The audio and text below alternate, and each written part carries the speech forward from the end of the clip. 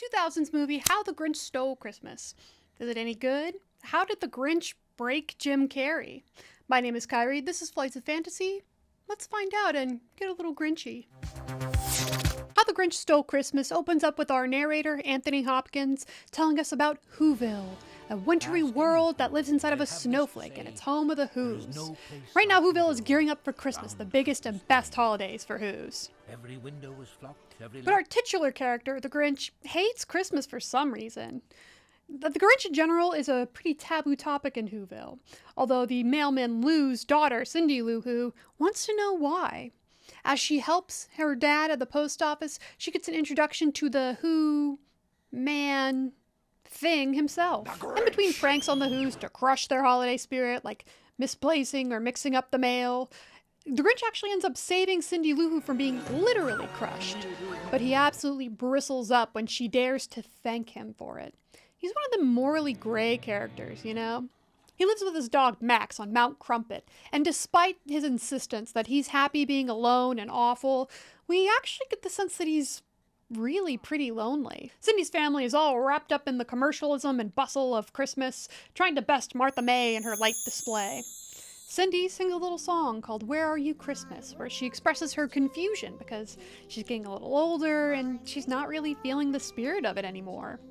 Even though the song is just about a minute long, this is actually the thing that inspired the actress for Cindy Lou Who, Taylor Momsen, to pursue a career in music, that's pretty cool. So Cindy Lou Who starts interviewing Whos around Whoville to learn more about the Grinch. She interviews the Grinch's adoptive mothers, who tell Cindy how Who babies are made. This scene is a great example of jokes and things that just went totally over my head as a child, but as an adult made me double take spit my drink all over the place.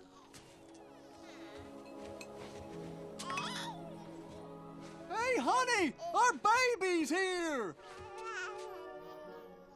He looks just like your boss. We were having our annual holiday get-together.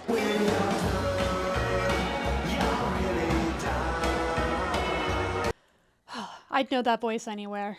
Rest in peace, Steve Harwell. Never forget Smash Mouth. But this party looks pretty normal, right? Just a wholesome little Who holiday party, right? Rob is just seconds later. It was morning before anybody realized that he was out there. The poor dear. The keys. This is a key party.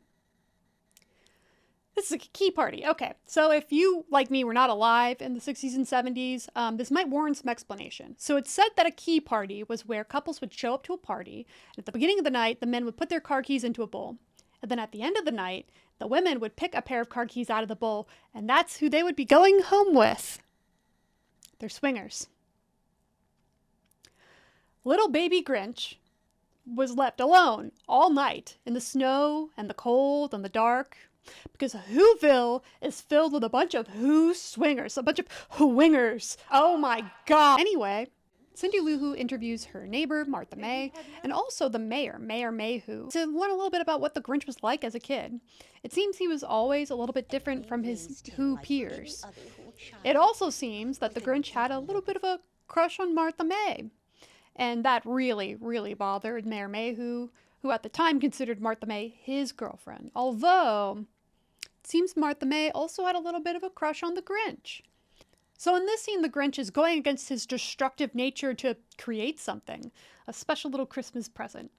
For once, he's actually open to the idea of love and Christmas, and he's letting himself be vulnerable enough to hope that Christmas could be a good holiday, he could be somebody that Martha May likes, and that maybe he could be accepted for who he is. But also, in this moment of vulnerability, he's letting the comments that the other kids have made about his appearance make him feel self-conscious, and he attempts to shave off the beard that he was so made fun of for.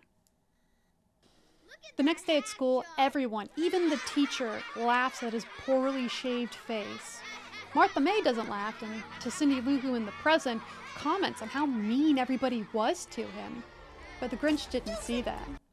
To him, this is just another rejection, another humiliation. In a fit of rage, the Grinch destroys his present as well as the entire classroom. And then he makes the climb up Mount Crumpet, where he stands at the top, alone and crying. And the Whos haven't seen him since. He's 6 years old, so the fact that his parents never really went looking for him and it became common knowledge that the Grinch was on Mount Crumpet, we would call that child neglect or child abandonment. That's Who crimes. Now an adult, we can see that the Grinch's outwardly nasty and petty personality is really just a manifestation of his pain and his loneliness. Cindy Lou Who is reeling and grappling with the fact that some of the Whos with the most power in Whoville could be so cruel to somebody in this season that's all about love and cheer. Somebody who was just trying to fit in and get into the spirit of the holiday. The Grinch was her age when he left, and the whole town turned their back on him. And how many times has she felt left out or not listened to? Fetch me my sedative! How to take care of those pesky memories. It's time for the Whobilation, a little pre-Christmas tradition for Whoville, where Whoville nominates their holiday cheermeister, who's supposed to be head of ceremony, pretty much. Mayor Mayhew has been the holiday cheermeister for some time, and really doesn't expect Cindy Lou Who to nominate the Grinch. It's initially a totally laughable idea, but Cindy Lou Who proves that she is well on her way to becoming a very successful lawyer. Or politician. Cheermeister is the one who deserves a backslap or a toast, and it goes to the soul at Christmas who needs it most. And I believe that soul is the Grinch. After she sways the crowd, it's Cindy Lou Who who's making the trip up the mountain alone. And she's there to invite the Grinch to be the holiday cheermeister herself in person. Initially, the Grinch blows off this invitation, thinking that's just ridiculous or maybe another prank. But after being told that he's won an award and that Mayor Mayhew was very disappointed that he didn't get it and that Martha May will be there, well, he's convinced. Kind of. Despite claiming not to care about the Whos and their stupid holiday traditions, in his hesitation we could see that the Grinch is actually really nervous about how he's going to be perceived.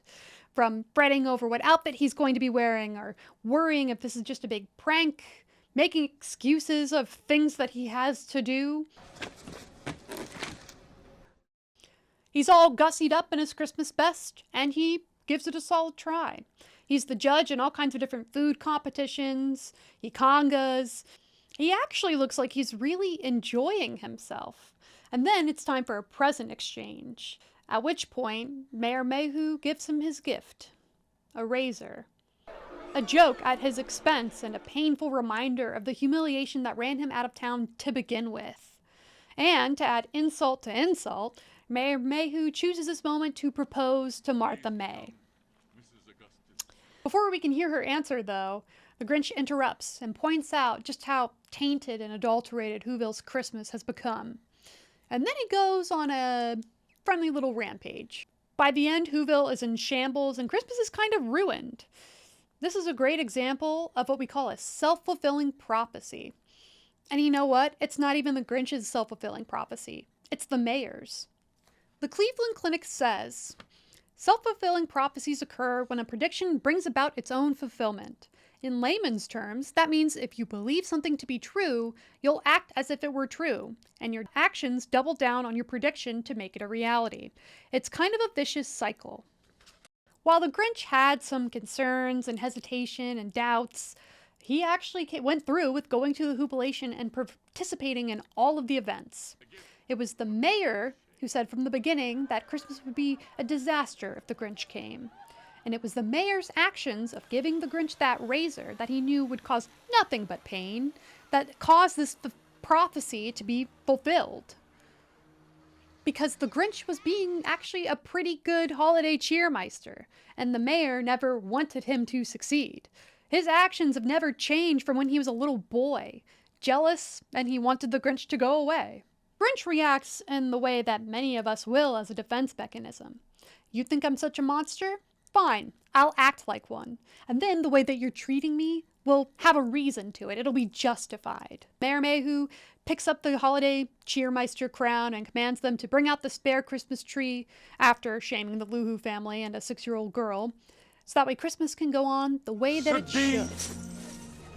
Grinchless. Back on the mountain, the Grinch fumes and stews at the idea of the Who's having their happy little Christmas, feasting and together while he's once again alone on the mountain.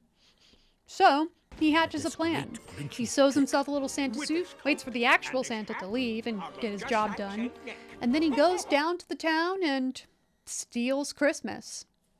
Depending on where you live, we might also call this breaking and entering, or first-degree felony burglary. He goes door to door in Whoville and steals as much as he can. He loads it all up onto one sleigh and goes back up the mountain with his dog Max, who's now dressed as a reindeer. And then, as dawn breaks, he looks down and he waits to hear the crying from Whoville. Mayor Mayhew is dressing down Cindy Lou Who and blaming her for everything. But then, Cindy's father finally steps up for his 6-year-old and says, "You know, this is proving the point that my daughter's been trying to make this whole time. Christmas shouldn't be about things. You can't steal Christmas because it should be about spending time with everyone." The Grinch hears them start to sing, and then he starts thinking, well, maybe Christmas is something more. And then his heart, excruciatingly, painfully, grows 3 sizes. Cindy Lou Who climbs up the mountain and ends up on his present stash, so that way he won't be alone on Christmas, which creates a kind of problem when it looks like the sleigh is going to be cast over the mountain. But together, the Grinch and Cindy Lou Who make sure that the sleigh and all the presents make it down to Whoville in one piece.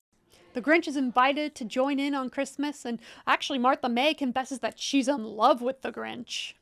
And then everyone lives happily ever after. The end.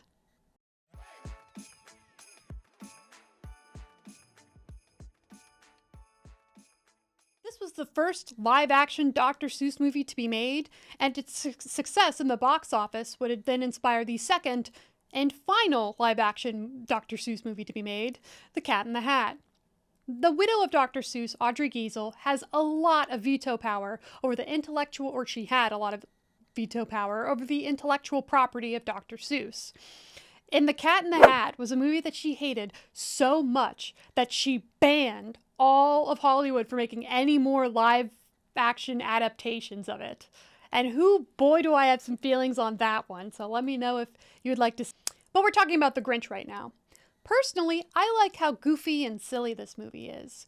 There's a total commitment to the bit of Whoville, and I'd be pretty remiss if I didn't recognize the great work that went into the costuming and makeup for this movie. But that does lead us to this video's premise. How did the Grinch break Jim Carrey? Despite the problems that this movie does have, it should be applauded for how ambitious it tried to be. It dared to adapt characters, fantastical and well-loved, that had only ever been depicted as cartoons. And while it certainly had sometimes a lot of CGI, some of my favorite parts of this movie come from the practical effects. The set design, the makeup, the costuming. Imagine spending hours on one person's prosthetics and then having to do that for like 100 different people to get the day's shoot started. Time-consuming, meticulous. We've got to give it up to the people who make this their craft and do it well. And the practical elements for this movie were done pretty darn well. It actually won Best Makeup in the 2001 Oscars and was also nominated for Best Costume Design and Best Art Direction/Set Decoration. For some people, reflecting the cute upturned noses of Dr. Seuss's style resulted in makeup that didn't quite make it out of the uncanny valley. If you're not sure what that is, that's this theory that basically the more human something appears to be, the more empathetic and positive our reaction is. To a point. We feel that this thing is creepy. It's frightening in a kind of familiar way. But then there comes another point past this valley where our feelings become positive again. So, as an example, corpses and zombies are at the very bottom of this uncanny valley. And it could also explain why some people find dolls creepy. And for some people, the makeup of the Who's, not quite human, but almost human, could result in them having an uncanny valley experience. But that's not where the issues of makeup really end for this movie. It took about 4 months for them to figure out what the prosthetic to makeup situation for the Grinch was going to look like. They wanted to make use of Jim Carrey's admirable face manipulation abilities, but just painting his face green wasn't really going to cut it. The final result were prosthetics that were really, really thin in some places, yellowish, greenish contact lenses that covered the entire eye, and yak hair that was dyed green all over Jim Carrey's body. The first time they put Jim Carrey in the full Grinch garb, it took 8.5 hours. And as they became more practiced with it, and as they were shooting, the head makeup artist says that they got it down to something like 2.5 hours. But even that number varies depending on what source you're looking at. And apparently, the costume itself was really uncomfortable. So you know the snow for this movie, this famously Christmassy and wintry movie? You know, the snow that's everywhere? Well, to get this snow, apparently they used 152,000 pounds of crushed marble to do it. And apparently this fake snow would frequently get into Jim Carrey's eyes with the contacts in, which, buddy. And it's not like Jim Carrey is a stranger to long makeup sessions. In the 1994 film The Mask, sometimes the prosthetics and makeup altogether could take up to 4 hours to do at a time. And yet, the makeup and costuming process for The Grinch was so awful that they had to call an expert. This expert's day job was training CIA operatives how to withstand torture. So in that respect, putting on the character of the Grinch was literally torture for Jim Carrey. Something else that's mentioned in this same interview is the drug addiction that Jim Carrey had while he was working on this movie. If you try looking up Jim Carrey drug addiction, the results can be interesting. Primarily, there's a story about an ex-girlfriend of Jim Carrey's having died of an overdose, and her family suing Jim Carrey in a wrongful death lawsuit for, quote, introducing her to drugs, prostitutes, and diseases. The lawsuit has since been settled or dismissed, so that's a can of worms I'm not quite going to open up, because it's Christmas, and nobody wants worms for Christmas, Uncle Larry. Quit being a weirdo. But there isn't much else out there that talks about Jim Carrey's drug addiction. In fact, there are some articles that came out around the time The Grinch was released that said that he was staunchly against drugs and alcohol. And nowadays, Jim Carrey has been sober for a very long time, to the point of not even drinking coffee anymore for how it interferes with his perception of life. He did release a fictional memoir that is so gross and at times weird that some readers have described it as somebody had to be on drugs while writing this. But as far as the memoir goes, can of worms, Christmas, Uncle Larry, not going to go there. I bring all this up because Jim Carrey was not the only miserable person on set. In fact, it was Jim Carrey's behavior that caused a lot of misery on set. In an interview with the poor makeup artist that had to deal with Jim Carrey directly, Kazuhiro Tsuji, he said, "Once we were on set, he was really mean to everybody, and at the beginning of the production, they couldn't finish. After 2 weeks, we could only finish 3 days worth of shooting schedule, because suddenly he would just disappear, and when he came back, everything was ripped apart. We couldn't shoot anything." Tsuji actually left the production for a week, after which point the director and Jim Carrey called him and begged him to come back. He agreed on the condition that they help him get a green card. Although, after the movie wrapped, he was able to go to therapy, where he was able to unpack just how unhappy he had been on set, in large part because of Jim Carrey. Disclaimer, I like Jim Carrey's movies, and I like the idea of Jim Carrey. But between stories of like this, and also stories of how in character but awful he treated people on the set of Man on the Moon, it's pretty disappointing. And with The Grinch, it seems like an uncomfortable makeup and costuming situation coupled with, personal issues broke Jim Carrey for a little bit. And the stories of all this have then, in turn, broken my perception of him. I think Jim Carrey did a very good job. The physicality that he puts into his acting of The Grinch is appropriate and cartoony. And some of the funniest lines in this movie were actually ad-libbed by Jim Carrey.